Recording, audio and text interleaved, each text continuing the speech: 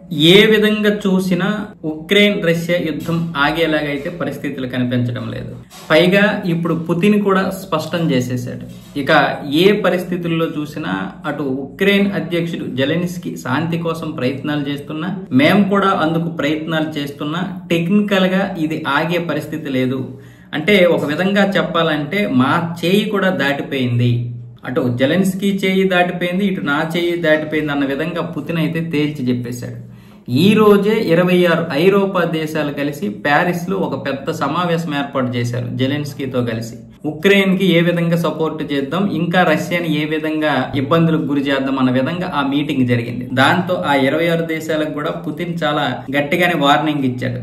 ఎవరైతే ఉక్రెయిన్ కి సపోర్ట్ చేస్తారో, అంటే రష్యాకి వ్యతిరేకంగా మాత్రమే కాదు, ఉక్రెయిన్ కి సపోర్ట్ చేస్తే చాలు ఆ దేశాల్ని లక్ష్యంగా చేసుకుంటామని ఈ రోజు పుతిన్ మాట్లాడడం జరిగింది. డైరెక్ట్ గా వార్నింగ్ ఇచ్చేసాడు. ఇంకా అందులో ఎటువంటి ఇండైరెక్ట్ లేదు, అంటే పరోక్షంగా మరి లేదు, ప్రత్యక్షంగానే గట్టిగా వార్నింగ్ ఇచ్చేసాడు అమెరికాతో సహా అందరికీ. అందులో యూరోపియన్ దేశాలు ఒక 2 దేశాలు ఏమొచ్చేసి ఇంకా రష్యా దగ్గర పరిమితంగా చమురుకుంటున్నాయి కదా, వాటికి కూడా ట్రంప్ వార్నింగ్ ఇచ్చాడు. మీరు వాళ్ళ దగ్గర కొనొద్దు, కొంటే మీరు కూడా తీవ్రమైనటువంటి ఆంక్షలు ఎదుర్కోవాల్సి వస్తుంది. అంటే స్లోవేకియా లాంటి దేశాలు ఇప్పుడు మరి పుతిన్ దగ్గర అయితే చమురు కొనవు.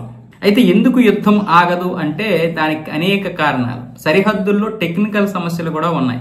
ఇప్పుడు పాశ్చాత్య దేశాలతో ఇంకా ఉక్రెయిన్ అంటగాగుతూ ఉంది, ఇంకా నాటో దేశంలో సభ్యత్వం కోసం ప్రయత్నాలు చేస్తూ ఉంది. ఆ ప్రయత్నాలు గనక విరమించుకోకపోతే ఉక్రెయిన్ ఇంకా తీవ్రమైనటువంటి ఇబ్బందులకు గురవుతుందంటూ పుతిన్ అయితే చెప్పాడు. ఇంకొక విషయం ఏంటంటే ఇప్పుడు ఉక్రెయిన్ లో ఆర్మీ చట్టం ఉంది. ఆర్మీ చట్టం ప్రకారం ఏది కూడా అధ్యక్షుడు మార్చడానికి లేదు. కాబట్టి సరిహద్దు సమస్యలు క్లియర్ అవ్వాలి అంటే ఆర్మీ చట్టం ఉంది. ఆర్మీ చట్టం పనికిరాదు, దేశ చట్టాలు కావాలి. ఆ దేశ పాలన ఏదైతే ఉందో ఆ చట్టాలు కావాలి. కాబట్టి ఇప్పుడు మార్షల్ లా ఎత్తివేసేస్తే వెంటనే అధ్యక్ష ఎన్నికలు జరగాలి. ఆ అధ్యక్ష ఎన్నికలకి ఇప్పుడు ఉక్రెయిన్, అమెరికా వీళ్ళందరూ ఒప్పుకుంటారో లేదో తెలియదు. కాబట్టి ఎటు నుంచి ఎటు చూసినా, ఏ విధంగా చూసినా సరే యుద్ధం అయితే ఆగదు, యుద్ధం అయితే కంటిన్యూ అవుద్దంటూ పుతిన్ అయితే ఈ రోజు మాట్లాడడం జరిగింది.